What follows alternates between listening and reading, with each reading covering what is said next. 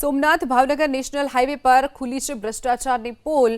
વેરાવળ નજીક Amarapur flyover bridge પર રસ્તા તૂટી ગયા છે।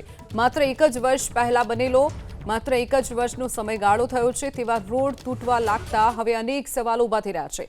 ફ્લાયઓવર બ્રિજ પરથી પસાર થતા સમયે લોકોમાં પણ ભય જોવા મળ્યો છે। રોડના નિર્માણ સમયે પણ ગેરરીતિની ફરિયાદો ઉઠી હતી। ફરિયાદ બાદ પણ પ્રશાસનને કોઈ તસદી લીધી ન હતી, જેનું આજે પરિણામ ભોગવવાનો વારો આવ્યો છે। પુલ પરનો રસ્તો તૂટવા લાગ્યો છે, જેના કારણે વાહન ચાલકોમાં પણ ડર પેઠો છે। રોડનું જે સમય નિર્માણ થઈ રહ્યું હતું ત્યારે પણ ગેરરીતિની અનેક ફરિયાદો ઉઠી હતી।